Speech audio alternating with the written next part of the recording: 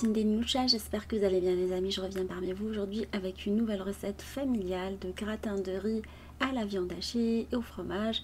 Une recette familiale assez facile à réaliser, découvrons la recette ensemble. Alors pour cette recette, on va utiliser du riz cuit au rice cooker, du riz blanc. Je vais rajouter de l'échalote ou de l'oignon haché très finement par-dessus, ainsi que de l'ail haché. On va mettre également de la viande hachée, de bœuf ou la viande hachée de votre choix. Vous pouvez utiliser de la viande hachée de poulet si vous souhaitez. Et on va incorporer un mélange d'épices par-dessus.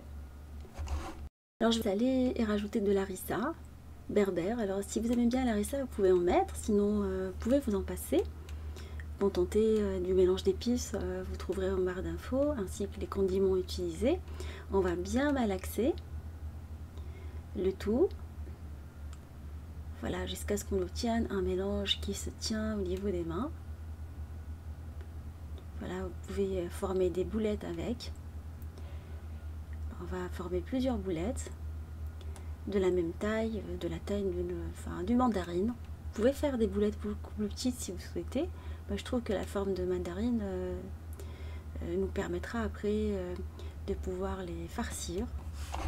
On les aplatit et on les farcit avec un mélange de fromage. Il y a du mozzarella, du cheddar ainsi que du gruyère. 3 fromages. Alors une fois que c'est cuit, ça donne un super résultat. Alors tant que vous êtes en train de les farcir, vous finalisez bien la boulette et vous pouvez l'entourer de bacon, de dinde ou autre si vous souhaitez, comme vous pouvez la laisser nature. Alors le rajout du bacon c'est optionnel, hein. Vous pouvez ne pas en mettre. Voilà, vous continuez à faire les boulettes de la même façon jusqu'à ce qu'on finalise toute la quantité et on les garde au frais le temps de préparer la sauce béchamel. Alors, on va réaliser une sauce béchamel allégée. La béchamel que je partage aujourd'hui, on l'a déjà réalisée ensemble avec du lait dans lequel je vais rajouter du fécule de maïs et on va bien mélanger. Alors le lait étant froid, ainsi le fécule de maïs il va bien fondre. Je vais rajouter du fromage Philadelphia. Ou vous pouvez mettre n'importe quel fromage à tartiner, comme du Kiri ou Saint-Mauré, un peu de sel, un peu de poivre, et on va mélanger et remettre sur le feu. On va le laisser sur le feu jusqu'à épaississement de la béchamel pendant une bonne dizaine de minutes à feu moyen. Il est essentiel de bien mélanger pendant la cuisson, au risque que ça n'accroche. Et voilà, c'est maintenant prêt. On rajoute un peu de fromage dedans. Là, c'est une sauce bien fromagée. Elle est vraiment délicieuse cette sauce. Je l'ai adoptée dans toutes mes recettes en remplacement de la béchamel classique. Et après, on va passer à l'assemblage de notre gratin. Alors, dans un plat à gratin, vous venez verser un peu de béchamel qu'on vient de réaliser ensemble. On va mettre quelques cuillères, hein, pas beaucoup, juste pour pouvoir tapisser le fond. Et on va disposer les boulettes qu'on a formées, qu'on a gardé au frais. Alors vous les disposez côte à côte.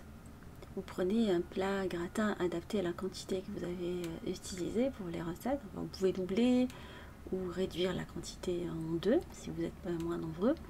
On va verser le reste de la sauce par-dessus pour couvrir complètement les boulettes et répartir le fromage râpé et faire cuire le tout dans un four préchauffé à 190 pendant une trentaine de minutes, 35 minutes par là, jusqu'à dorure.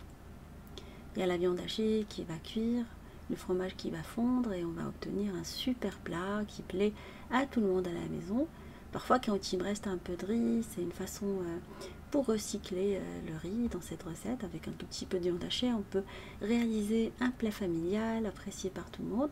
À la sortie du four, vous venez le parsemer avec de la persillade provençale. Vous pouvez mettre également du persil frais si vous aimez ça et si vous avez ça à la maison. Et le résultat est vraiment des boulettes bien fondantes avec un cœur coulant au fromage. J'espère que cette recette vous fera plaisir et fera plaisir à vos familles et à vos enfants. Je vous fais des gros bisous d'amour. Merci pour vos messages d'encouragement et on se dit comme d'habitude, on se retrouve sur la cuisine des Niloucha avec des nouvelles recettes, un voyage culinaire et à bientôt.